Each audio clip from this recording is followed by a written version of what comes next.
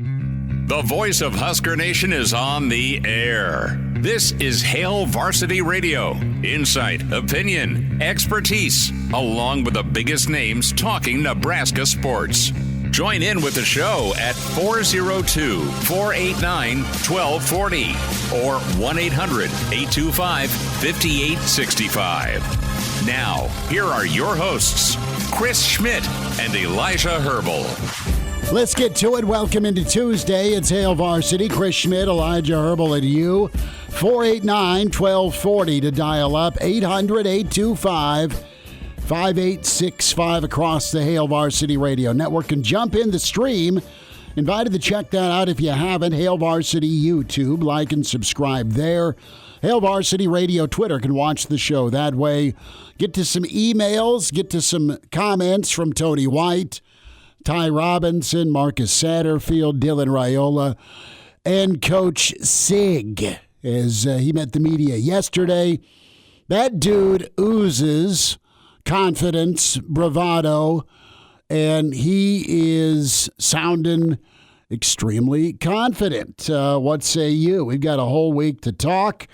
More on Nebraska-Indiana. A question for you. How much would you spend in that neighborhood? We'll get to it in just a moment. 489-1240 to dial up. Elijah, you are dressed for Planet Hoth with the stocking hat, dude. You found your way outdoors for a little bit, and it looks like you're still trying to warm up. Yeah, that's actually exactly how I felt all day today. I may be dressed for Planet Hoth right now, but the initial intent was to dress for fall golf this morning, and fall golf felt a little bit more like winter golf this morning. It was very cold. They delayed our start time out in the course, and me being stupid could have stayed in the heat in the clubhouse. Instead, I was like, you know what, let's go get a better warm-up in.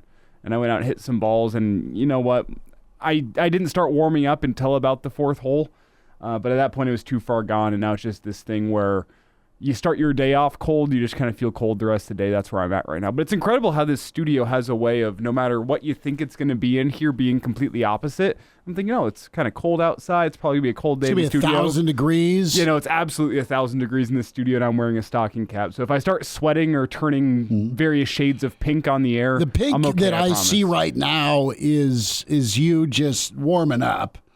It's not any Red Bull vodkas on the course. Oh, no, absolutely not. At 8:30 in the morning, no. I'm not judging. I'm just saying whatever it takes to get your aiming juice going. You and I play differently. That helps my bowling game slightly. It does not help my golf game. I don't drink that much on the course. I think I've been stone cold sober every single time I've been out golfing this summer. See, you are going to get eaten alive by our friends in the stream that find their way to the golf course. Let's dive in and ask the question, what would you spend to be part of the tunnel walk at Nebraska?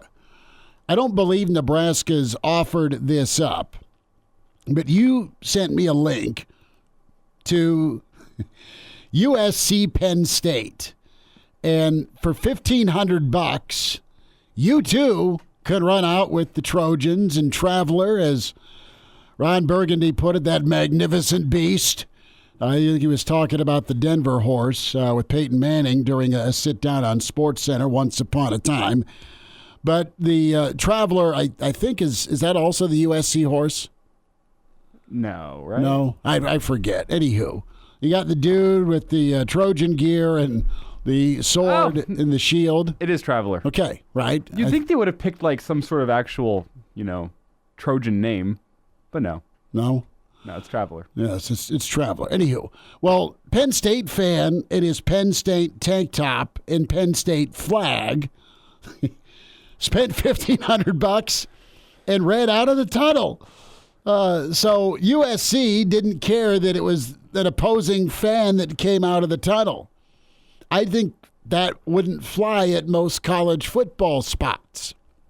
But it worked all right for Big Game James as they won in overtime last weekend. But would you spend any money? I mean, say it goes to NIL, say it goes to the next left tackle or the next quarterback or the next rush end or next linebacker. Would you spend that as a Nebraska fan? What's your max? Would you spend $5,000? Because, folks that are up there in the suite section, I think once upon a time, and it was $25,000 for a box. I think that was the initial price tag. I don't know what it is now. I don't know if it's gone up. I don't know if there's still a waiting list. I don't have any clue.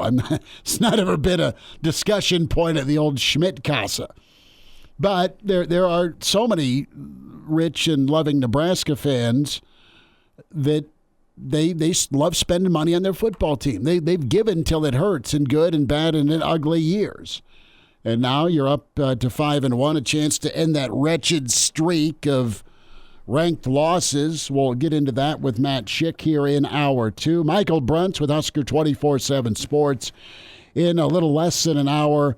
Then Mitch Sherman with us as Mitch will unleash the fury around 4:25. We'll get Mitch's take on Nebraska as we'll get there. But I don't know, it'd be kind of fun for that family member that has loved Nebraska forever. Say you pool it together. It's a 70th birthday, 80th birthday, 40th birthday gift. I don't know. And you run out. They'd have to be pretty spry at 70 or 80 to be running out of the tunnel without the team catching them from behind.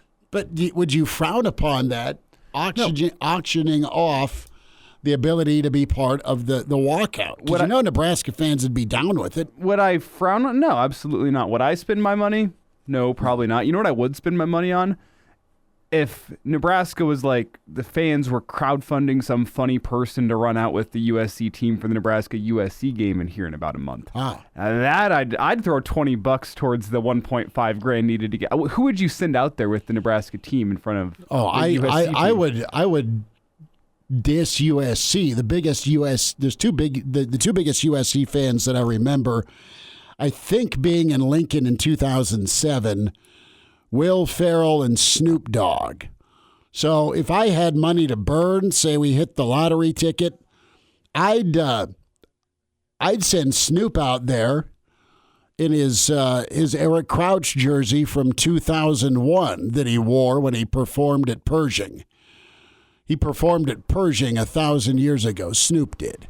So I'd send Snoop out in a red Nebraska jersey. Oh. Now I think Snoop may not be down with wearing red ever, but I would throw it in USC's face. You know what I'm doing? I'm calling up, I don't have his number, but I'm calling up Adam Devine. Okay. Oh, yeah. He lives in L.A. now, originally from Omaha, big Husker fan. You just know he would do something over the top on the field with that opportunity to really stick it to USC. That's who I'm picking. I think he would do a really good job with that. I'd throw $20 towards him running out with the Trojans and seeing what he does. Maybe Larry the Cable Guy. Sure. No, those are some famous fans. You really want to mess with USC, somehow get Diddy out on bail and send him out leading the Trojans out. The ghost of OJ.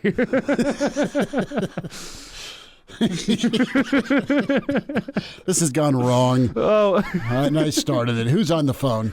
Chris. Chris, thanks for calling. What's going on? Hey guys. So it's one of the things I'm really good at is spending other people's money. So I'd be if somebody else was wanting to do the tunnel walk, I think that as somebody who's actually got to do the tunnel walk, opening it up, I'd start the bidding at honestly probably $10,000 and let it go from there. It's a once in a lifetime opportunity, and you start looking at some of the things that people pay money to go do, like a once in a lifetime hunt or fish or something like that. I could see easily, if they put that thing to the auction, that could easily bring $50,000. So no, I'd be. You'd absolutely be able to find, instead of your kickoff kid who's leading the tunnel walk out, right? What year, Chris, you played fullback, brother. What years did you play? Late 90s. So it was 97 through 2000. Okay. I thought it was that era. So anybody you're drafting on Nebraska's behalf? I'm sorry. You say that again? Anyone you're drafting to lead the team out? Or did he just do it? Elijah's idea of that Adam Devine kid, he's a bit of a goofball, but yep. I think for for the comedy part of it, I think that's off the cuff. That's a pretty good idea, man. He would soak that thing in too. Yeah. I mean, obviously, you're Larry the Cable Guy is somebody that's probably always going to be in that conversation. You put me on the spot. I didn't really think of anybody else as far as celebrity wise, but you could go back to that. What's Dwayne Wade's wife? Gabrielle Union. Okay. Her name. Yeah. Yeah. I mean, you got a handful of celebrity type people that that would fit that bill. So, but I'm telling you, it's for those everybody that hasn't got to necessarily be a part of that. It's pretty something. It's something else, and just giving me goosebumps just thinking about it. So that goes to show what kind of maybe a loser I am. No, dude, you at least got to do it. You ran out with the helmet on. That was cool. Awesome. Chris, thanks a lot, brother. Have a good one. Guys. Thank See you, man. Appreciate it. Good to hear from Chris. And you know what I'm thinking about now that he talks here? Imagine the gates open at Memorial Stadium, and there leading the team out of the tunnel is local radio personality Chris Schmidt. He's wheezing across the 10. He's to the 20. I'm wheezing. That's awful. I'll be wheeling oxygen behind me. You get trampled to death by the rest of the team because I can only go about a 5-yarder, and then that's my gasser. Well, he went out the way he wanted to. No, I've been on the field plenty of times for end-of-game moments, post-game show era. Was on the wrong side for the Hail Mary in 2013. But to hear the place erupt was pretty good. I didn't get Mike Ecklered by a errant touchdown pass. Get the guy a wheelchair. Ryan John. Ryan, give me some more seasoning while you're at it, as long as we're getting props for me. Let's get our starting 5 shout-outs going. Aggressively Average. Have a Tuesday, boys. KP300 checks in from across the river. Speaking of, come find us, Ameristar, Council Bluffs Casino, on the road this Friday, 4 to 6 at Amerisports. There's plenty of NFL and college football weekend for you. And we'll be at Ameristar Council Bluffs 4 to 6. Roadshow Friday with Hail Varsity. Other Dave is in. Long day for the other Dave.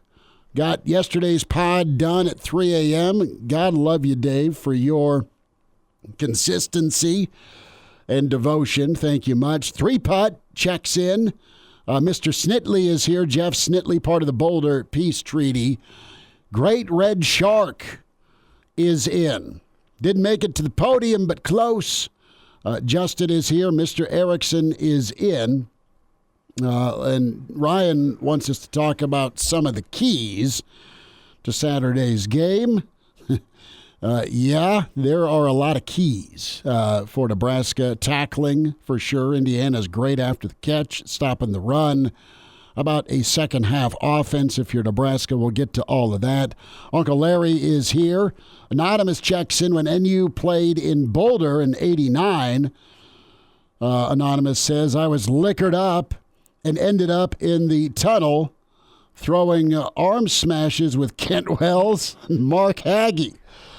At the front of the team. I thought I'd end up with a broken arm. Yeah, those were big dudes. Kent Wells was no one to mess with. Love that, Anonymous. That's pretty good. The best story ever, though, was Jaybird Erickson, dear friend. Jaybird finding his way onto the sideline with John Elway. Oh, yeah. In Boulder. That was incredible. We got to get Jaybird on to tell that story sometime. And apparently John bought Coors the rest of the day and all of the night, and away they went. That was a good time. Mudflaps checks in. Afternoon, fellow Husker fans. Yeah, this is news. Uncle Carl got beat up by a player's parent after a ball game at Cardinal Mooney recently. That's been in the news. Yeah, they lost a rivalry game, and apparently a player got into some fight on the field, and the dad didn't like how Carl handled it. Well, sure. And then, of course, here you go, sucker punch Carl and then bust some ribs. I'll say if Carl Pelini is telling you to tone it back because you're going too hard in a rivalry game, I think you should probably listen. Sure. I'll take Carl's side on that one. KG, love you much. Marks my 1,000th Hail Varsity Radio appearance. Good on you. Cliff in Lincoln. Well, sorry you're here at a funeral, Cliff, but Cliff from Florida is now Cliff in Lincoln. He says, I'm coming by the studio for a Cornhead Lager. Sounds good, Cliff. Patrick is back. Jim is here. Good to have Jimbo in. Any updates on the field goal unit? We'll know on Saturday. And you grandpa in from Chattanooga. Big one with Tennessee and Bama this weekend. Gregory is in. Black Hills Brennan is checked in along with the real Matthew. Becky is in and says, I don't think Indiana has a lot of depth. They've been fortunate to stay healthy so far.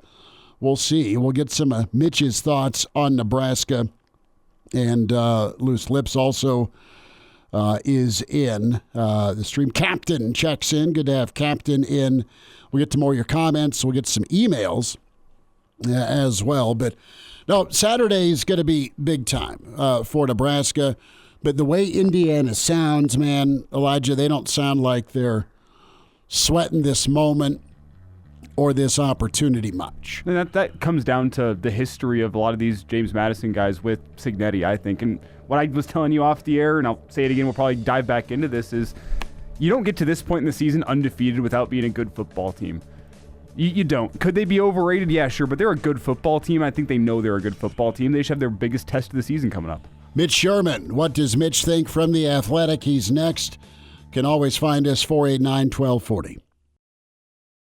It's that time. Psst. Hey, Mitch. Mitchie. We're looking for you, pal. Mitch Sherman from The Athletic, talking Big Red. Unleash the fury, Mitch. Unleash the fury! On Hail Varsity Radio. Back here to unleash the fury. Regular time Tuesdays is Mitch Sherman with The Athletic. You probably catch, but if you haven't, check out Locked On Nebraska. Mitch's pod is must listen to. It's incredible. Mitch, big week. It's Nebraska. It's Indiana. It's big noon. How we doing? I'm doing well. I'm looking forward very much to Saturday morning and early Saturday afternoon and finding out what we're going to find out about both of these teams, especially Nebraska. You nailed it. There's questions about, Nebraska's progress and what progress has been made from Rutgers through bye week for the Big Red, and then Indiana, right? They have been just kind of annihilating folks. Their offense is good. Their defense is pretty talented, and they're confident. I'm interested, Mitch, in what do you think we'll see, or what do we need to see from Nebraska? I want to start on offense. I know special teams is important. I know the defense is important, but offensively, this feels like a game that Nebraska's got to pull their end offensively in that complementary football topic. Yep. A lot of talk this week, I think. We've heard the first couple of days of this week and even going back into last week when Matt Rule talked about some of the things that he's looking for from this offense, not just in this game, but in the second half of the season. A lot of talk about the run game. And, Rule, his wish for the run game, it starts, and this is maybe against what I would think the conventional wisdom would be at this point, but it starts for him with the big plays. And he wants to see this running offense break more big plays, have more of a home run threat. I understand the logic there. Obviously, I think they're happier with what they're doing in the short yardage right now than they are in the big play stuff. So you're starting there with a baseline where one part of the run game is maybe further along than the other part of it, or one other part of it.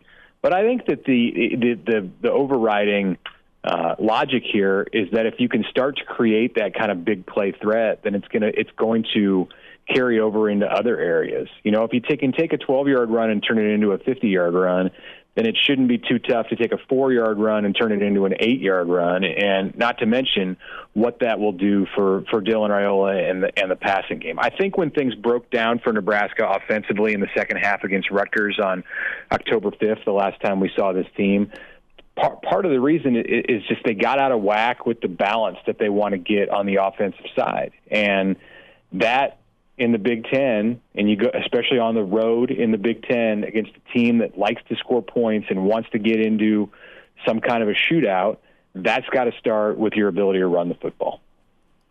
It's Mitch Sherman with us here. And Mitch, as you discuss some of the questions we have with this Husker team kind of coming out of the bye, looking at the second half of the season, Which team do you think on Saturday has more unanswered questions? Because Nebraska, you look at the rushing attack, you look at the special teams, the things he kind of laid out. As for Indiana, I said it at the end of the last segment, I'll say it again, you don't get to this point in the season undefeated unless you're a good football team, but it's still undetermined if they're a great football team or not. They haven't truly been tested like a lot of Big Ten teams have been at this point in the season. So I think that's kind of their big question is, it's not a question of are they good, it's a question of how good are they. And with that in mind, which team do you think has more unanswered questions that they'd like to get answered on Saturday?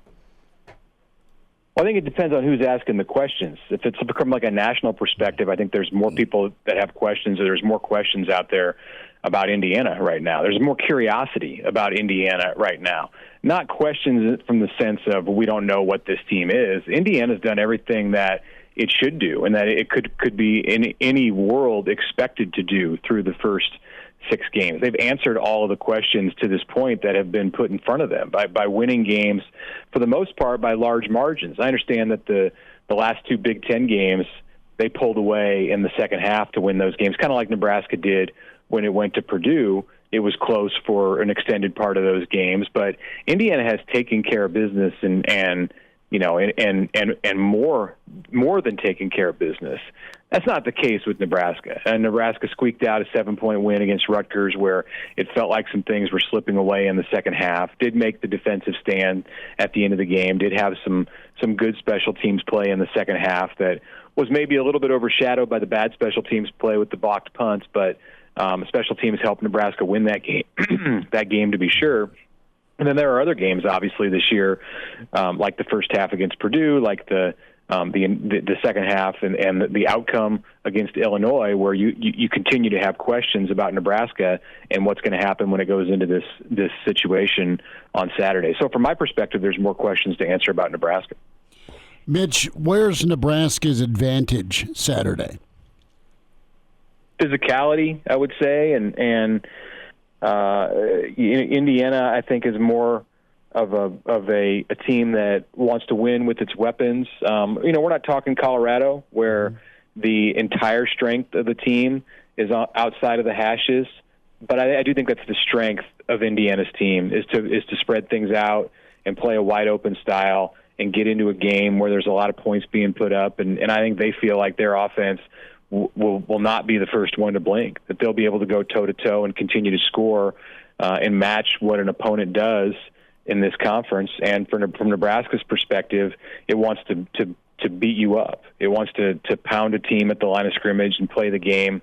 Well, like Indiana can play inside the tackles, Nebraska can play outside the tackles too. It has a good amount of skill talent. With those big senior wide receivers and Dylan's ability to throw the football, and Nebraska's good on the defensive side in the secondary too at defending the pass. But I do think the strength of this team and where it can have an advantage against Indiana is if they can make it a smaller game, if they can make the game be one that's determined as much at the line of scrimmage or more at the line of scrimmage than anywhere else on the field. It's Mitch Sherman with us here from The Athletic on Hail Varsity Radio. And Mitch, this game kind of feels to me like it's the strength of Indiana against the strength of Nebraska, with Indiana's offense against the strength of Nebraska, which is the defense. Flip it around. Nebraska's offense, I don't think you call it the strength. You wouldn't call Indiana's defense the strength. I want to dive into Indiana's defense here for just a second because they've given up some points this season. They haven't been a complete stop-you-dead type defense, if you will. But on the flip side of things, they've also been up by 40 points in the second half of football games, and if you're not getting the best defensive effort, I think maybe that's a little bit forgivable. What's your take on the Indiana defense? I don't think we think it's the strength of the defense, but that, to me, might be the unknown because they really haven't played a fantastic offense just yet. Yeah, I think that's the big thing to consider is who Indiana's played, and I think there's a legitimate reason to believe that Indiana's defense is something of a paper tiger. Its offense is not, and I don't think as a team overall it is. I mean, I think this is an Indiana team that's probably going to win 9 games or more when you look at its schedule. We'll see what happens this week and have a better idea after that. But they're a legitimate top quarter of the Big Ten team, which is just a huge, huge accomplishment for Coach Cig in this first season. I don't care how many guys he brought in from winning programs or being able to transfer things over from James Madison. That's James Madison. Like, it's a different level than what's going on in the Big Ten. So it's on track to be a highly successful season. I'm not saying that the Hoosiers are paper tigers by any stretch, but I do think there's some questions about that defense and just how real that defense is based on who it's played to this point. Mitch, you look at Nebraska football and what they have going into this second half of year two. The defense is kind of back on track. They've put the work in. Will it show up in special teams? I want to go back to the offense, and time of possession and ground and pound or just physicality will be key. That being said, there's weapons. There's weapons to pick from. There's a talent at quarterback. Is Nebraska's offense capable to win a shootout? In that environment, I don't think that's what Nebraska wants to get into. And I say that environment, like it's not like what Nebraska is going to face a week later at Ohio State. But are you talking about a sellout crowd, and it's a big enough stadium where it's going to get loud? I mean, smaller stadiums than Indiana can get very loud. I think it's if Indiana if you get into a game where the teams are trading touchdowns, it favors the home team, especially when the home team's strength is its offense. So, I won't say that there's no way Nebraska can win that kind of a game. I might have said that a year ago, but Nebraska's much improved on the offensive sides, and it has weapons to be able to score a lot of points. And you get into a shootout, and you could end up winning that shootout because of something you do on the defensive side, too. I mean, if they're going back and forth and all of a sudden Nebraska pulls off a pick six or gets a scoop and score or just a big turnover at an opportune moment, which it's very capable of doing, then that can be the difference in the game, too. I just don't think it's what Nebraska intends to do. It's not in the game plan. It's not how Nebraska envisions this game unfolding in a way that's most likely to be successful for the Huskers. Mitch, how many points does Nebraska need on Saturday, in your opinion? We had Coach McBride on yesterday. He said kind of somewhere in that 25 to 30 range. What's your take? Yeah, as soon as it came, the question came out of your mouth, I thought 28 to 31. So right around where Coach McBride said, so much of that is going to be dependent on, it's like a basketball game where you come out and you see which team controls the tempo. Mm-hmm. Is this a game where Nebraska is allowed to control the tempo? Can Nebraska pick up first downs and go into its huddle and have a 6-minute drive or a 7-minute drive in the first quarter and limit possessions? Because if that's the case, then, the projection for an end score, for a winning score, changes in my mind. In comparison to a situation where they're going up and down the field and both teams get 6 or 7 possessions in the first half, then it might take 35 to 38 points to win the game. And that's where I start to wonder about whether Nebraska is best positioned. You haven't seen Nebraska put up a total like that, certainly in the Big Ten and not since the season opener. The season opener against UTEP, it hasn't gotten to 40. Am I right? It hasn't, Mitch. About 35, 40 seconds. You asked Sad about second half offense today at the presser, and Nebraska I don't think has pumped the brakes, but they've had problems with rhythm or staying in that scoring realm in the second half. Is that going to be a season long issue? I do think that's one place where you see some of the inexperience with the quarterback. I think that when Dillon gets more experienced and he's more of a veteran guy, that he'll be able to handle those situations a little bit better where they do get out of rhythm, and he'll be able to dig Nebraska out of those spots and continue to lead scoring drives, even when it's not the most ideal kind of situation. But, yeah, there's a balance that Nebraska has to strike there when and if it gets a lead in games, and we've seen that be problematic against Illinois. It may have cost Nebraska victory in that game, and it was problematic again against Rutgers. They're not necessarily out to blow everybody out. This is more NFL style football where you nurse a lead, but at the same time you have to stay far enough ahead so that you're not in danger of losing at the end of the game. Mitch, we'll chat again soon, bud. Appreciate your time. Okay, thanks a lot, guys. And now, back to Hail Varsity Radio. Back with you, it's Hail Varsity. Chris Schmidt, Elijah Herbel. We'll try and squeeze in some Coach Tony White, Ty Robinson. We'll hear from Coach Cignetti. This segment, Vic is checking in as Vic's off to see his boy play some flag football. Vic, thanks for catching up with us. Christopher L. is in. Good to have Christopher in. Tiger Sharks announced his presence as well. And, there's just a lot of intrigue about this Indiana squad, and I haven't quite decided. I'm still playing tug of war here with how I think the game's going to go. I know how it needs to go for Nebraska. I'm just not quite sure that they can do it on offense. And, is it one of these ball games, Elijah, where the defense has got to go carry him again? Despite the fact you're better offensively with some of your jumbo package running the ball, despite the fact you're better at quarterback, despite the fact you've got some dudes at wideout and some weapons. I like what Nebraska has. You just need to see him be more consistent with it. And from a time of possession, let's just burn the clock and go on death march, 12-play, 80-yard drives if you're a Nebraska fan. Do you see some Heine? I know that's a question you have. And a lot of Nebraska fans, okay, if you're not, are you able to get more explosive runs if you've got a dual threat quarterback, running back, run game element that you've sprinkled and at least shown a little bit on film, but you really haven't used? See, and I wonder, is this the Saturday you break it out? We've talked plenty about Heinrich Harburg is a football player, and a damn good one at that. I need to see more of him through the final 6 games of the season. Offensively, special teams, screw it, bring him in on defense. I don't care. I need to see Heinrich Harburg play more football for this Husker football team, because it feels like whenever he comes into the football game, good things happen. Mm-hmm. Simply put, good things happen whenever Heinrich Harburg is in the football game. So I'd like to see more of him moving forward. A piece that I think is really going to matter, and it shouldn't, based on how Matt Rule tries to coach his football teams of playing a full 60 minutes, like you play the first 3 quarters to get to the fourth and go win the fourth quarter. But I do think the start to this football game is really, really going to matter, because it changes offensive philosophy.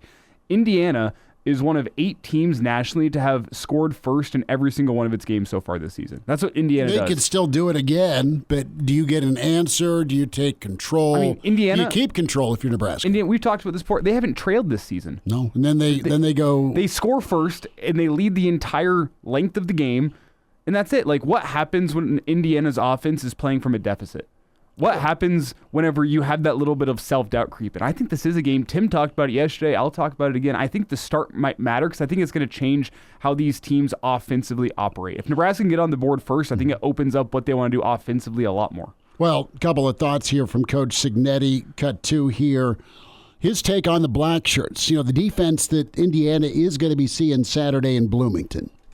Well, they got good players. They're very well coached. They play really hard. They're very multiple in their scheme. They've got guys that can affect the passer, a couple big guys inside, 315-plus type guys. They play a lot of people, and they do everything they can to keep you off balance. They also deflect a lot of passes. They have 7 interceptions, giving up about 85 yards rushing a game, I think. Yeah. So plenty of compliments there for what Nebraska's front is, and that's a key. Nebraska stopping the run, Nebraska getting after the quarterback, raising hell, like Nebraska was able to do against Rutgers. And I go back to the Illinois game, right? Because Illinois' quarterback had to be as great as he was against Purdue, but that dude was flawless. And it's nice that Nebraska has seen a Shedeur. It's nice they have seen what Illinois has at quarterback. I think the Greek Freak at Rutgers is going to keep them from what they could be at quarterback. He's not an upper echelon quarterback. That's not Nebraska's fault. And the guy was not even 50% completion percentage. He made a couple of throws in the fourth quarter. Indiana's great in the fourth quarter, not just the start, but the finish. So if you have a lead, are they rallying from behind as the defense has been out on the field, and are they going to be in a situation where, oh, great, it's a 3-and-out convention by the Nebraska offense, because that's been a thing. It was a thing in the first half of the Purdue game, and it was a thing in the second half of the Rutgers game. But I think something I've said for almost every single game this year is the key for Nebraska's defense is to make the other offense one-dimensional. The one game where you couldn't do that was Illinois. And what does Illinois do? They go win the football game. That's why I kind of talked about the ability to get on the board first and play with the lead. It changes how Indiana's offense is going to have to operate. I talk about how it changes Nebraska's offense, but it really changes Indiana's offense, how they're going to want to operate, because when you look between throwing the ball and running the football, Indiana's been able to do both well, but where they really have trust is in their guy, Curtis Rourke. Yeah. At quarterback. That's the guy they have trust in, and whenever they need a play, whenever they need a play, they're going to go put the ball in his hands. If they're playing with a deficit after halftime, I think they're going to throw the ball around the yard, and that really plays into Nebraska's defensive hands, because that's whenever Tony White can start getting in his bag, is whenever he knows what the offense is going to be doing. He can get creative. He can start getting a little bit wacky defensively and trying to confuse the other offense. Like, it's so big for Nebraska playing. Well, if I'm Nebraska, and you got to pick your spots with this, but you're coming off a bye, as good as you were tackling against Rutgers, I would go back to that formula of going live a couple of times during the week this week, because Indiana is slippery after the catch. Nebraska really faced in Monangai, a guy that was a slippery running back, and Nebraska really did well after that first drive against him. You're going to see explosive athletes, and you got to tackle in space. That's obvious, but Nebraska was really good at it, as good as they've been in a long time. That's going to be big time to keep their yak yards down. So the James Madison crew that transferred over, a lot of the stars starring for Indiana, they've handled success before, and cut 3 here. How they're handling it now, unbeaten and ranked in the teens for IU. Those guys and a lot of the other new guys we brought in, and the guys that decide to remain the right kind of guys, and the kind of the mindset and culture that we've been able to create here. And those guys certainly have facilitated the change early on. And, dealing with success is a lot better than dealing with failure. But you got to stay humble and hungry and maintain your edge. And, I think you're always learning. And, did I learn? Yeah. And because, it's like Mike Krzyzewski said, when he retired, his toughest opponent was human nature. Human nature. Because it's natural to feel good, and this and that, things are great. But that's not what this game's all about when it comes to preparation and stepping between the white lines. I mean, you've got to have some special characteristics to be able to deal with success and not be affected by it in a negative manner.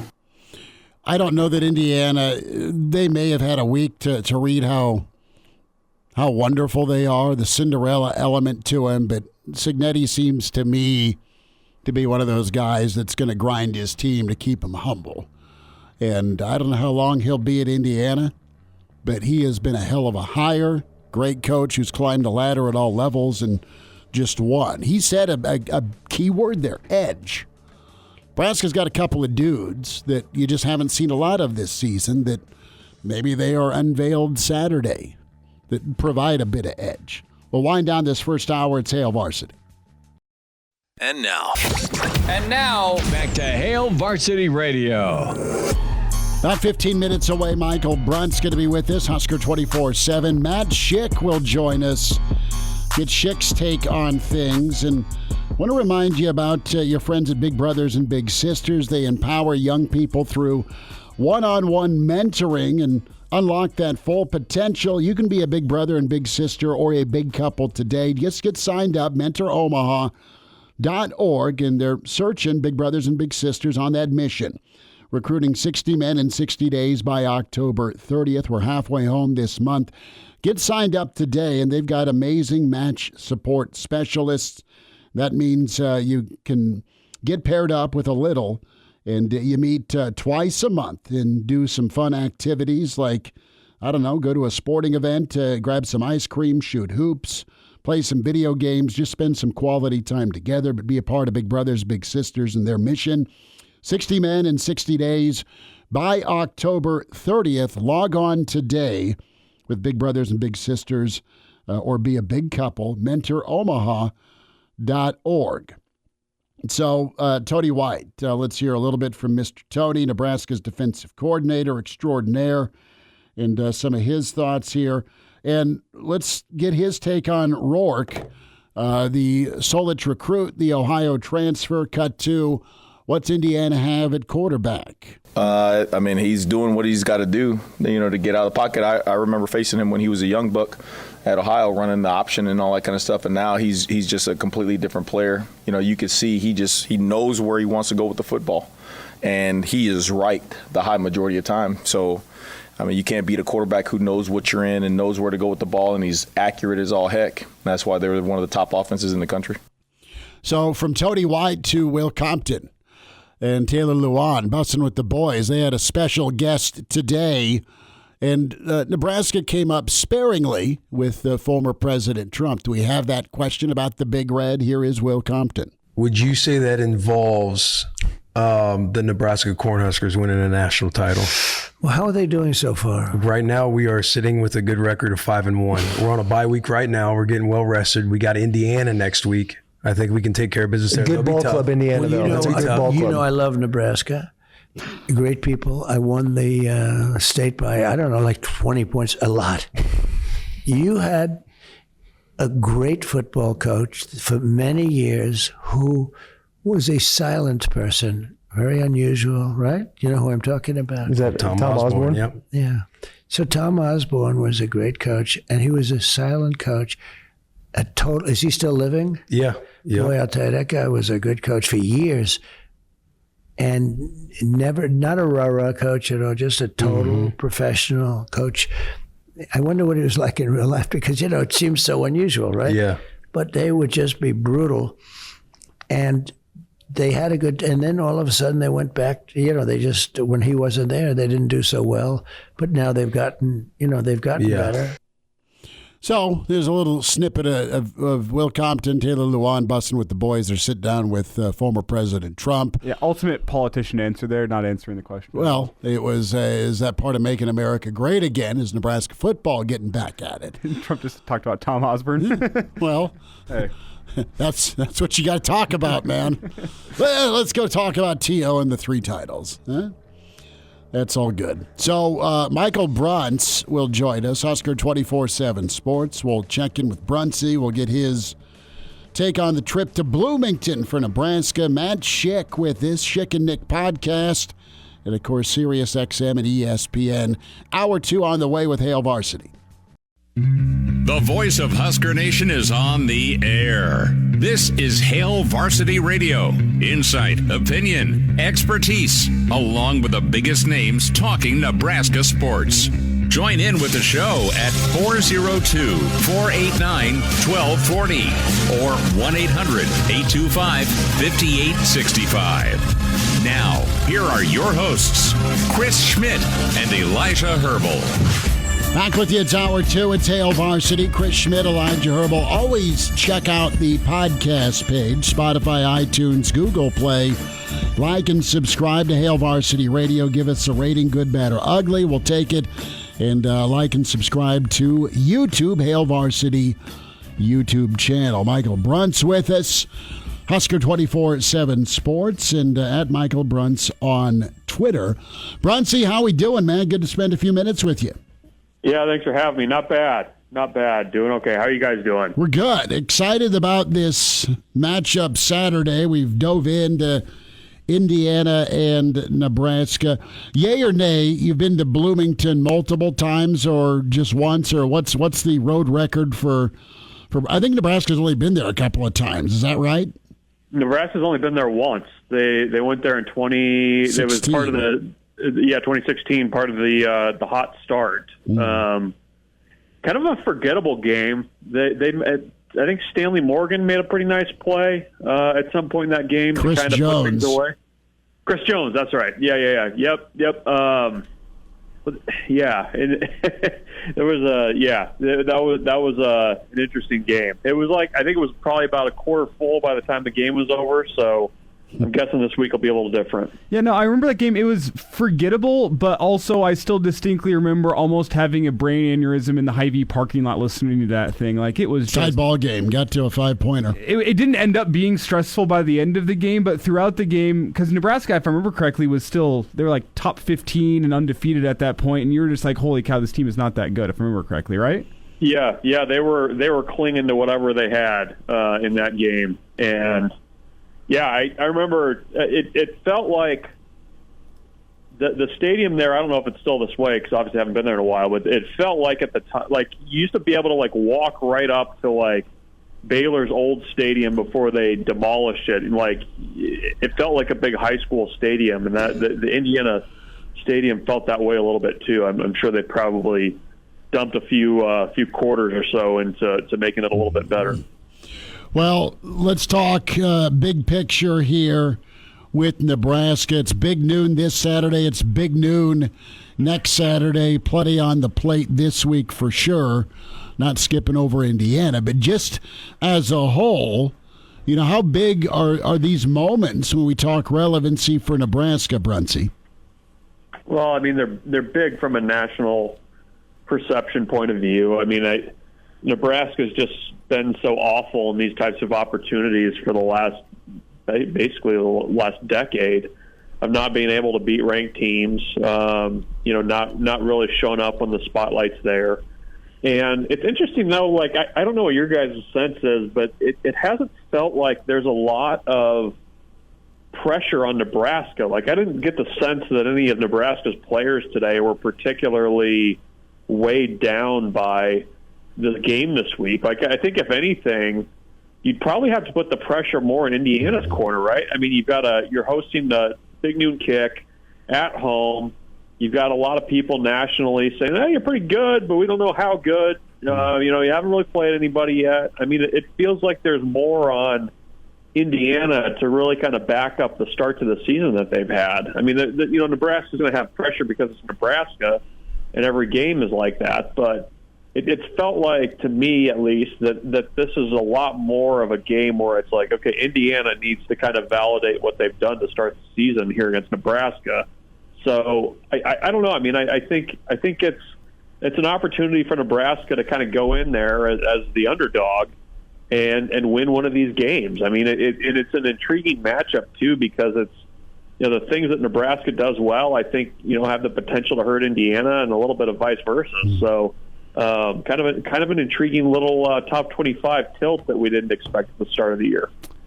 It's Michael Bruntz with us here on Hail Varsity Radio. And Bruntz, yesterday we played some thoughts from Matt Rule's Monday press conference. Earlier, last hour, we played some thoughts from Coach Cignetti's Monday press conference. I'm not sure if you got a chance to listen to both, but whenever you compare the two tones, to me it struck me Matt Rule was very complimentary of Indiana, but he still had kind of that, well, first off, rejuvenated tone. He seemed to be a little rejuvenated, but he also had a confidence about him. And then you listen to Cignetti, and you have to sift through some of the coach speak at times, but like deep down, he's still got that Cignetti bravado that he brought to Indiana 6 months ago. What's your take on just the stylistic matchup between these two coaches and how they kind of sounded on a Monday? Yeah, I didn't hear Cignetti's press conference, but I mean, obviously, he does not lack for bravado. And it's his team plays with that. I mean, they play with a little bit of they got a little peacock to them. They play with a little swagger, and I think you kind of have to have that at a place like Indiana. I mean, you don't have much to hang your hat on success-wise, so go in there and throw your weight around a little bit. I mean, I think my sense from the Nebraska side of things is that they really did feel like that bye week came at a good time. I mean, it was a time to get healthy, rest up a little bit, but also, I mean, do kind of a deep dive on, what you've done through the first 6 games, where you can get better, and, maybe finding a player or two that, needs to have more of a featured role for you, or a little bit bigger role going forward. So I don't know. I mean, that's kind of what I meant when I said I didn't get the sense that Nebraska is like feeling the heat of this matchup from the standpoint of like this kind of like quiet confidence almost that they can go in there and potentially come out with a win. Bruntz, who are two names that you're looking at Saturday that need bigger roles for Nebraska on the offensive side?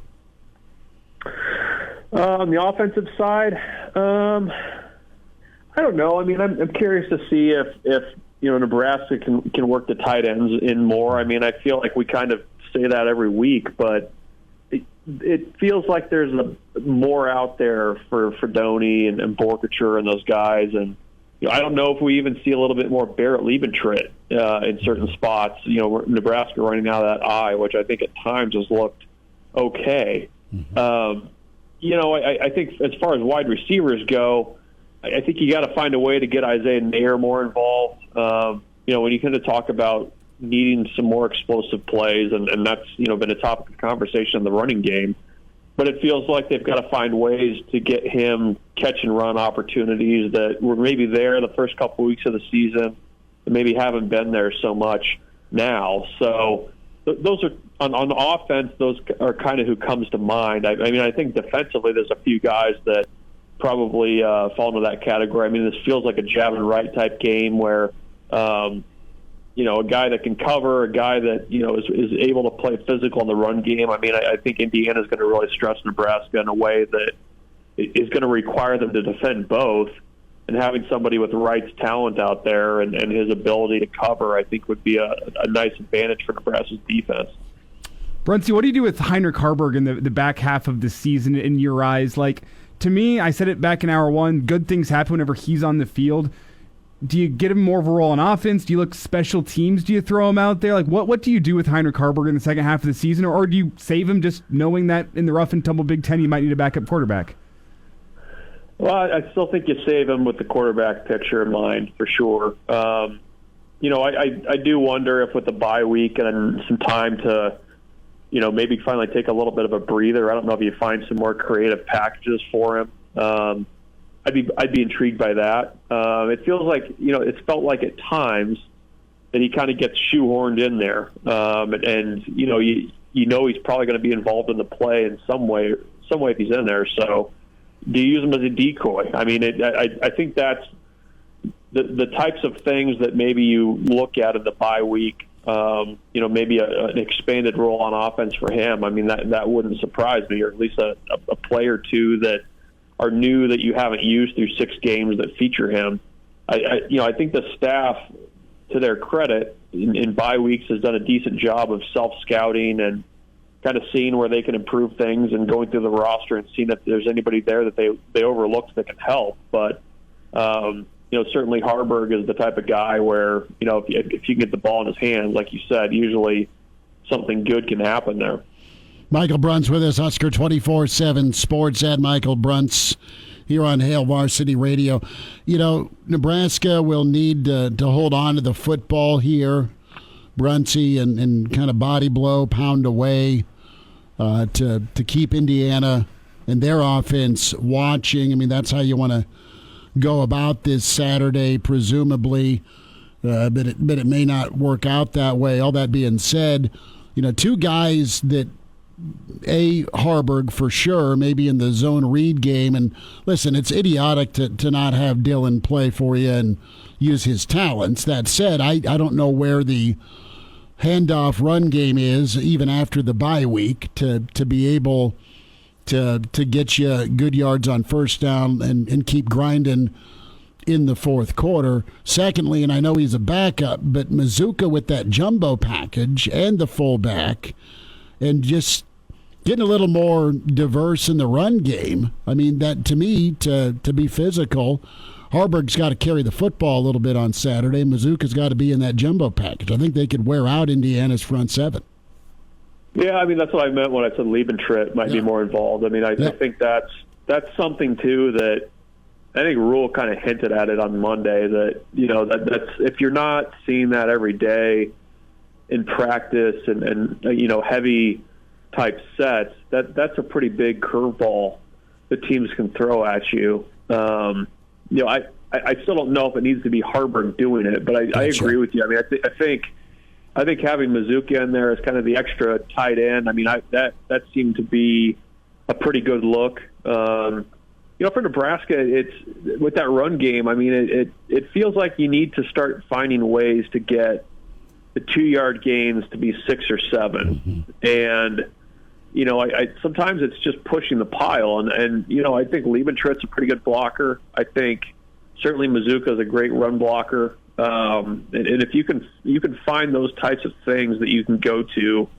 a fair amount, that's a good look. I mean, and like you said, especially an offense like Indiana that's really comfortable with running up and down the field and things like that. I mean, if Nebraska is able to sustain drives, I mean, that's a nice way to kind of to wear down that defense. It takes the air out of the stadium a little bit too if you're able to just kind of grind it at teams.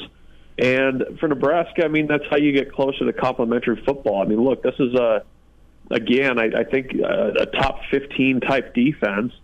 And if you can play the clock and get a few stops and just grind away, I mean, that's a pretty good recipe for winning on the road. Yeah, Michael, we spent a lot of time talking about the offense. You hit on it just there for a second. What does Nebraska need from their defense on Saturday? That's probably the more important matchup in this ballgame. Do you think that if this game turns into a shootout, that Nebraska is even going to be able to hang around? What does Nebraska need from their defense? Well, they need a turnover or two. And, Indiana's shown that they'll do it. They'll turn the ball over at times. You probably need to steal a possession or two that way. It's, again, I mean, you kind of change the name of the opponent, but it's still kind of the same thing for Nebraska. I mean, you need that defensive front to be able to win without having to commit more players to pressure. I mean, if you can get Nash and Ty, Jamari Butler and those guys, let James Williams loose a little bit, if you get those guys controlling the line of scrimmage, you're at least able to, not make Indiana one-dimensional, because I don't know that Nebraska's going to be able to do that, but certainly make life a lot more difficult and probably something that they have not seen in Big Ten play. I mean, they've played some okay defenses. I mean, Northwestern's a salty group, but, they probably have not yet seen a guy like Ty Robinson and Nash Hutmaker, standing next to each other. So I think defensively they've got to do that. Nebraska's been really good at limiting big plays, and I think you got to avoid that at all possible. But if you can control the line of scrimmage and win up front, I think Nebraska's got a good shot in this one because we've seen what that group can do to a talented passing offense, and they're going to have to win on Saturday up front if Nebraska's got a chance. All right, off the board question: what's more overrated, the Indiana football team or Indiana corn? Is Indiana known for their corn? Is that a thing there? I think they are. They're a good ag state. They're known for the Indianapolis 500. Yeah. Are you okay with the milk drinking after you've just driven 500 miles? I know why they do it, but it just never seemed like a good idea to me. Apparently they put molasses in there, which makes it sound a little more refreshing.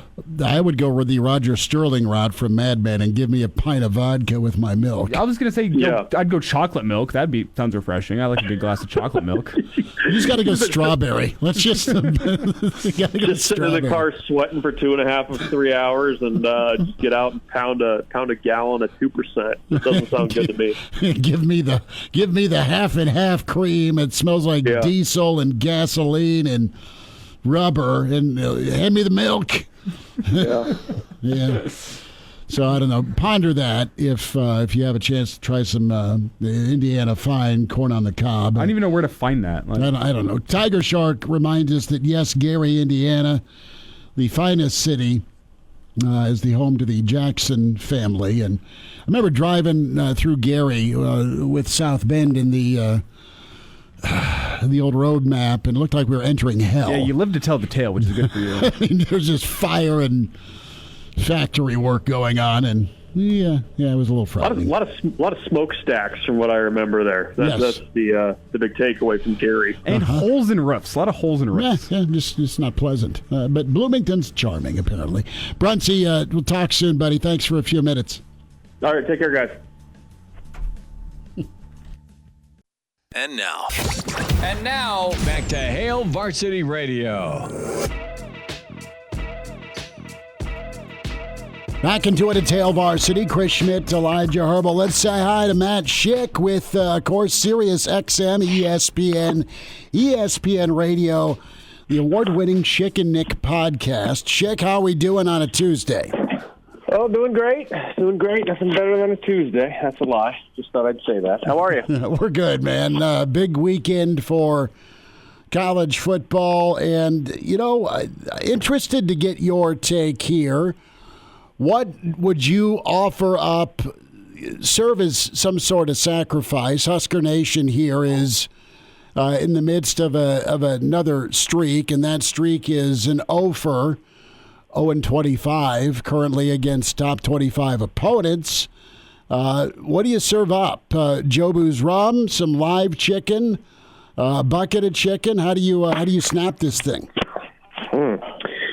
That's a great question. What do you do to break the slump? What do you do against to make sure that you can get this right?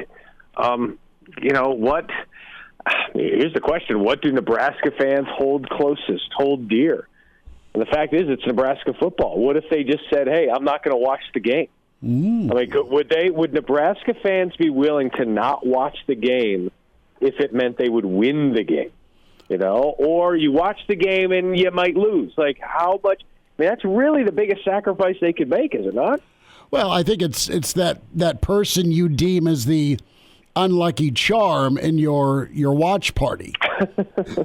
Yeah. You got to vote them off the island. Sorry, Jeremy. Why don't you hang out by the nacho dip out there in the pantry area? We're going to be watching here, and we'll fill you in. You'll hear the groans and the cheers. No, I don't know what I could offer personally. I like to stay as objective as possible. So, thinking about something. I mean, I do have 4 kids, but sacrificing one of them seems a little archaic. So, we'll hold on to them for now. Two throwback. See, the giving up watching. The giving up watching's an interesting one, though, because I'm going to save you, Schick, instead of giving up your kids. My dad, actually, back in the day, big Broncos fan, watched the Broncos fail and time again in the Super Bowl. So by the time Super Bowl, I can't remember which number it was, the one against the Packers rolls around, he throws it on DVR and cleans his entire apartment and kind of put his fingers in his ears, doesn't watch the game, and lo and behold, the Broncos win the Super Bowl. And, yeah. That was why. I'm not gonna lie. Those people are weird. And look, I know it's someone close to you. George Carlin always had a great bit, and he said, some people think that if they say something, it might happen, this and that, and then he ends this whole dialogue, the late George Carlin, by saying, some people believe this, some people believe that, and then he says, some people are just really bleeping stupid. And that was that was the way that he dismounted on that. But it's true. I mean, people just feel like they have a hand in things, and we got to sit on the right part of the couch, and we need to make sure we're having the right fun dip and all those things. So I get it, but none of it helps. I'm going to text my dad and say, hey, Matt Schick says you're really bleeping stupid, and I think it'll be a badge of honor. George Carlin says you're really bleeping stupid. Yeah, George Carlin said it. Blame George. So you can't, there's no way you can attack anyone here. Would you sacrifice Ralphie for the Buffs to win out? I mean, are you saying like roasting Ralphie? Like, are you saying like what do you mean by sacrifice? I'm saying say Ralphie's sick and has got to go see the vet anyway. Yeah, Ralphie, we're going to take you out to the pasture here. This is what we're going to do.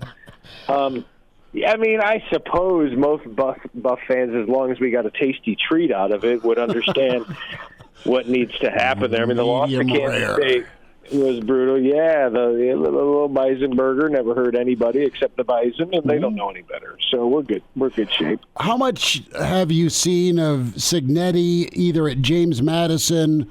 How much has Indiana been on your radar? Well, a lot this year. I've probably watched 2 or 3 complete games while I've been hosting Game Day on ESPN Radio every Saturday. I usually, starting week 2 or 3, would have them on because I also do Big Ten radio, so it helps to serve that purpose as well.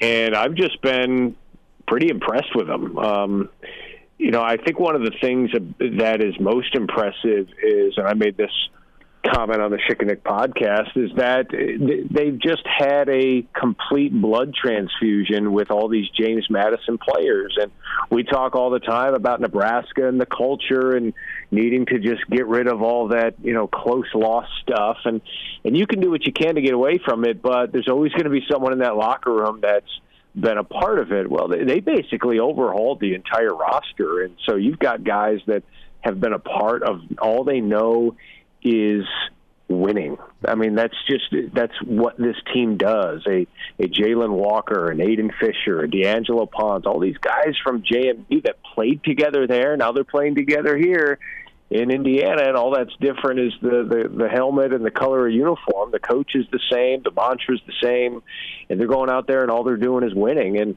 another cool thing about it is these guys have been to bowl games before. Like a Justice Ellison, who's a running back, played at Wake Forest. He played for an ACC championship. So getting to a bowl game is not the end-all, be-all for these guys. Like, this is just a step.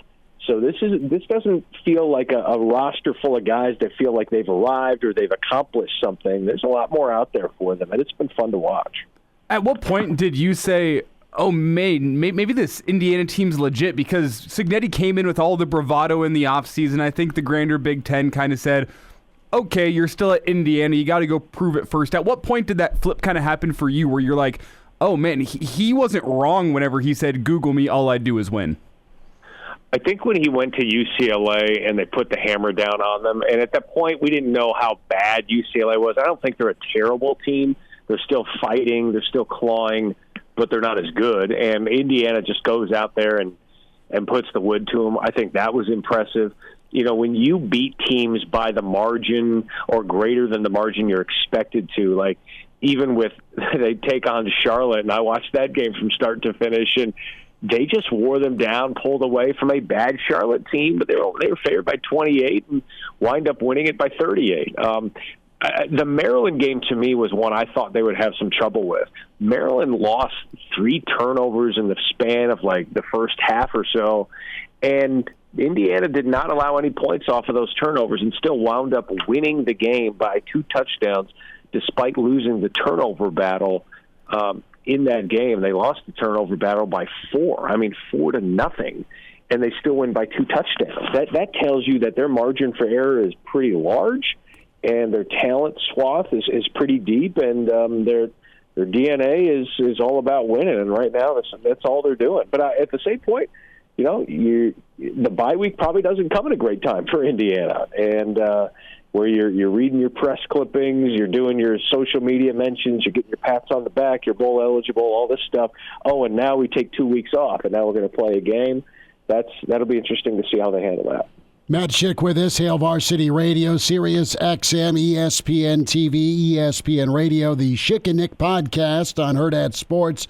Schick, what's your takeaway from Nebraska as they hit recess last week? 5-1. Folks here are happy about that, but it hasn't always looked pretty. No, it hasn't looked pretty, but neither did Alabama's loss to Vanderbilt. Right, like there are a lot of games out there where you can look around college football and say, well, that didn't look good, and they lost. Mm-hmm. I don't think at Nebraska, where you haven't been to a bowl game in 8 years, you're like, should we be complaining about how it looks at this juncture with a freshman quarterback? Like, just get the win, get off the field, and don't apologize for how it looks. I don't think style points matter as much in this day and age of college football. I think it's just a matter of what you do, not necessarily how you do it and how it looks. And so, yeah, I think you can understandably be a little, I guess, curious about the Rutgers game didn't go as well, and now look what's happened to Rutgers. Purdue, you're scoreless at the half, and Wisconsin's blowing them out of the water. Like, what is happening here? But I think at the same time, you've got a freshman quarterback, you're still in year 2, and you're still trying to build, and I think this is going according to schedule. I think if you would have said, I did not believe this team was going to go 7-0 heading into Ohio State. I thought 5-2 or 6-1 would be reasonable, and they have a chance to do that. It's Matt Schick with us here, and Matt, I want to zoom out here and get to grander college football really fast, if you don't mind. Is there a team that you think is the team to beat in college football as it stands right now? Because I know Texas has been really impressive to start off this season. An impressive performance last weekend against Oklahoma. Well, they've got Georgia coming up here this weekend, and they also still have a game against Texas A&M at the end of the year, plus a potential SEC championship game. The real meat of their schedule is still upcoming, in my opinion.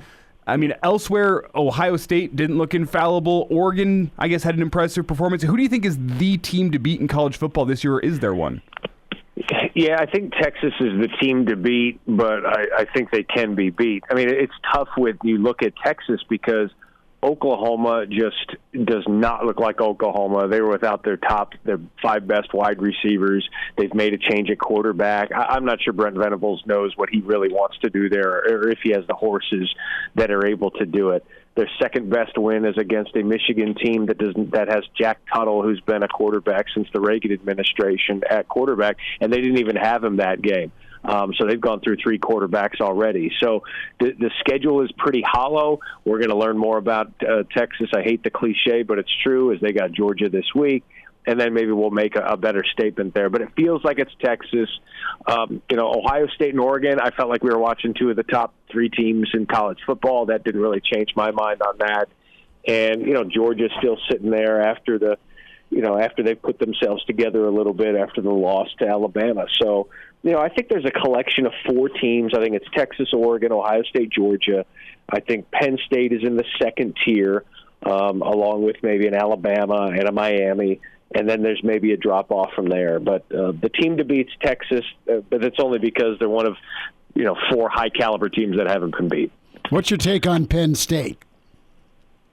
I think Penn State is a really good team. I don't think they can win a national championship this season, but they've got enough creativity and weirdness on offense and enough talent on defense to stay in games and give Ohio State a test on November 2nd, and they're certainly going to make the college football playoff. So, get a home game there, get to a semifinal, and who the heck knows. But I like Penn State a lot. I think Drew Aller has kind of survived the mess of, a Kirk Shiraka offensive coordinating system there, and now you've got an Andy Kotelnicki who's done a fantastic job. You wondered who their number 1 wideout was going to be. Lo and behold, it's a tight end, and Tyler Warren, who can also play quarterback. He can be center. He can be running back. He can do whatever you want. He's the Rondell Robinson of Penn State, if you will, except a little thicker and perhaps more talented. So it's I really like what they're doing, but I'm not entirely sold that what they've done is proof that they can win it all. And now, back to Hail Varsity Radio. A few more minutes here with Matt Schick, Hail Varsity Radio. And Matt, curious if you saw this. USC has a new thing where essentially you can pay just under $2,000. You can run out with the team at the game. There was a fan who did this on Saturday, decked out fully in Penn State gear. So kind of backfired for the Trojans. Wondering if you'd seen that or if you had a take on that. Yeah, I did see that on the Schick and Elijah podcast. We had actually posited a couple of weeks ago that Nebraska should auction off, as in honor of Ndamukong Suh running out there. We just said, hey, they should auction off running out onto the tunnel for name, image, and likeness, and to keep these good players around and to recruit better players. Little did I know that that if you're at USC, it only costs $1,500 to run out onto the tunnel. Like if you did that at Nebraska, you might have to take out 3 mortgages on your house at the very least in order to get out there because the fervor is so great. The fact that USC says, hey, who wants to do it? They raise their hand. They don't have a dress code, and they allow this guy in a Penn State muscle tank top to run out there who's essentially waving a Penn State flag. I mean, could you imagine Nebraska letting that fall through the cracks? Hey, it's Nebraska, Colorado, and here's some yahoo with a Colorado hat and a Colorado flag running through that. Someone would get fired. At USC, I don't think they care. Give me your $1,500 and we'll see what happens. Could have been worse. I mean, could have ran out in an OJ jersey. Yeah, could have went out there in a costume of a white Bronco or something. Like, oh, this is awesome. This is great. We're not riding Traveler out. Pile in the back of the Bronco and let's hit 4-wheel drive. Let's get it going. Right. Matt Schick is with us. So you had a chance on Sirius XM to catch up with Coach Bielema today. The brain power of Dan Lanning. Let's just run 12 out there. Yeah, run 12 out there, in which they did. I don't know if it was to get single coverage and entice him to throw it somewhere else, or to just make sure that no pass was completed on a deep ball. It was very interesting. That's quite the gamble that you have. I mean, you remember Notre Dame didn't have enough players against Ohio State last year at the goal line. It's one thing to have that. It's another to have one too many on purpose. But, yeah, Brett Bielema, I asked him about that today. I said, do you have any do you have anything that you work on to take advantage of college football loopholes? And he said, well, back in the day, I mean, the clock started when you kicked off, not when it was touched. And so we used that to our advantage a couple of times. They wound up changing the rule a week after we used it. He said, I think, the Dan Lanning thing, he said, I watched it. I thought it was really smart. And at the same time, he says, I think within the next 4 or 5 days, you'll have some changes that are made to that. It reminded me of the Mike Vrabel, whether it was delay a game or the false starts or whatever they did when they played the Patriots, and you just keep taking penalty after penalty after penalty, and the clock continues to tick, and you're playing chess when others are playing checkers, and that was Dan Lanning. It was interesting, and I hope he's being honest. I trust that he is, because he could have easily said, no, we were just dumb, but he said, no, this was part of the plan, and he's crazy like a fox. My question is, why stop at 12? I mean, back in the day, Buddy Ryan said, hold my beer, and sent 15 guys out there and took his penalty. Why stop at 12? Yeah, there's really no reason to stop at 12. Bielema thought that it would be like a 15-yard penalty, or could be, perhaps if it's intentional or something. But yeah, I don't know why. I mean, just send the whole team out there. I mean, just send the band out there. Just hey, is there a sousaphone player out there that can play in the 2 deep? Just get in the back end and make sure this pass isn't complete. We'll make sure it's not complete. We'll get the penalty later. Should be fine. Tuba section to the goal line is what you do, and keep that Hail Mary from happening. Last thought, Schick, when we look at the playoff right now, how many SEC do you project here getting in at the midway point? How many Big Ten, and what's left over? Yeah, well, remember, it's 5 highest-ranked conference champs, and outside of that, you've got 7 more slots. And so let's just play it out, and Texas wins the SEC. I'll throw Georgia in the mix. I'll throw Alabama in the mix. And for kicks and giggles, I will throw LSU in the mix. Okay, so there's 1, 2, 3, 4. So there's 4 SEC teams.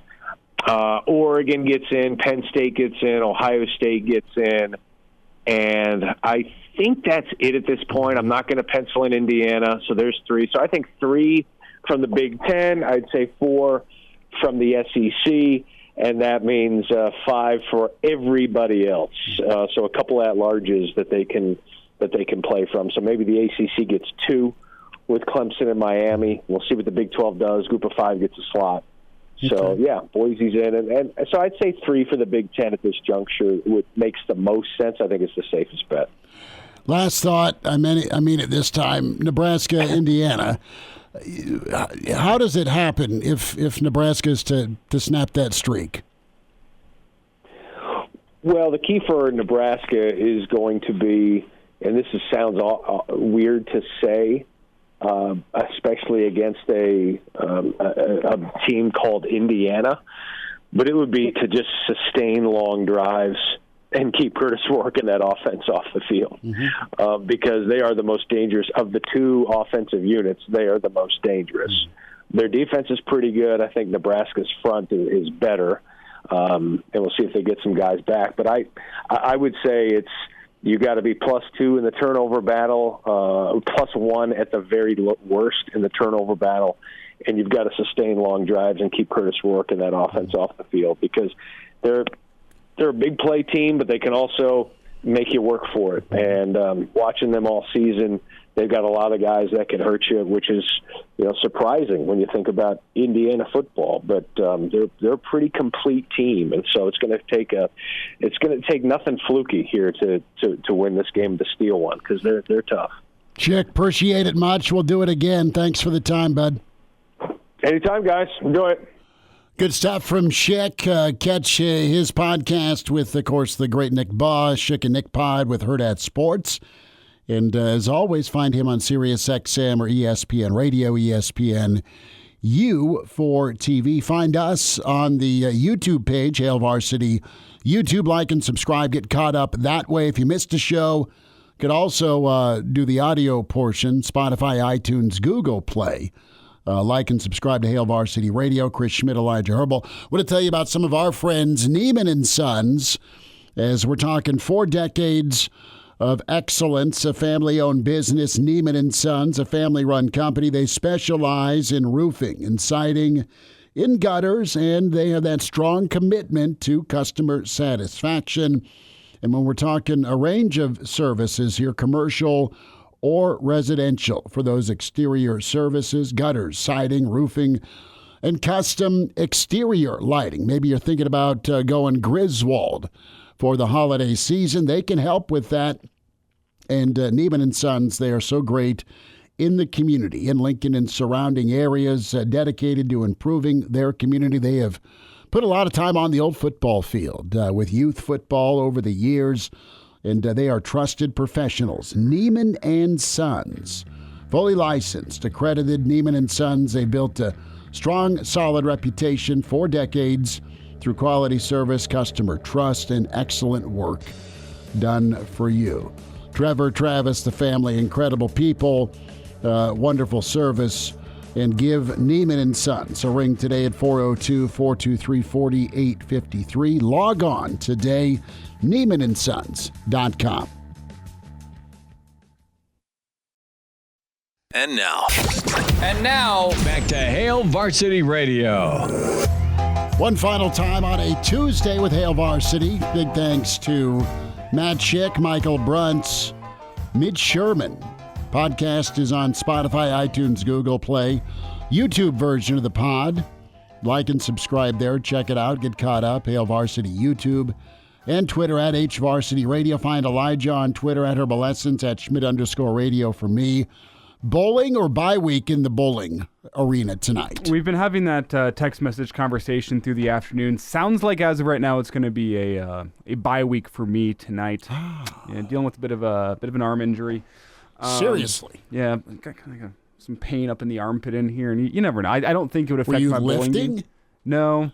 Lots of pictures on Saturday, I know. Could be a golf injury. I'm not quite sure. You wouldn't think that that would be there. I don't know. Yeah. So we're golf injury is affecting bowling. I don't think it would affect my bowling game, and I have better safe than sorry. I also have a great podcast about halfway through. It's a long form history of the Lewis and Clark expedition. That sounds horrible. What? Okay.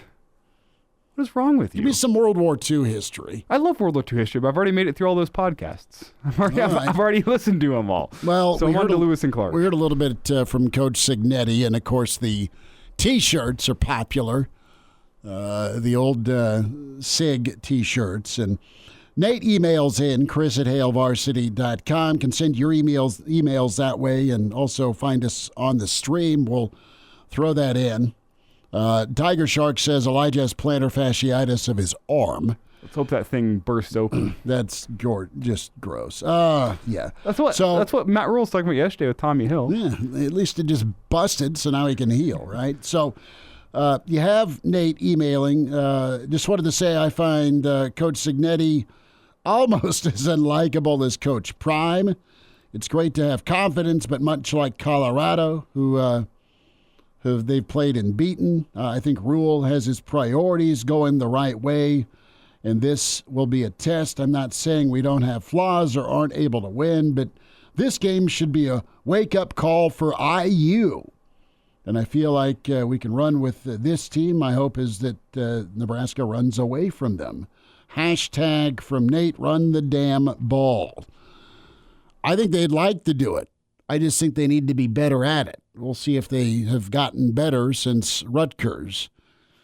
And I know the big play is warranted and wanted in the run game, but just give me the ability to pick up 3rd and 3, 2nd and 2, run it when you have to run it. Who's with us? Let's squeeze it in. We go to Tad. Tad, thanks for calling, bud. How we doing?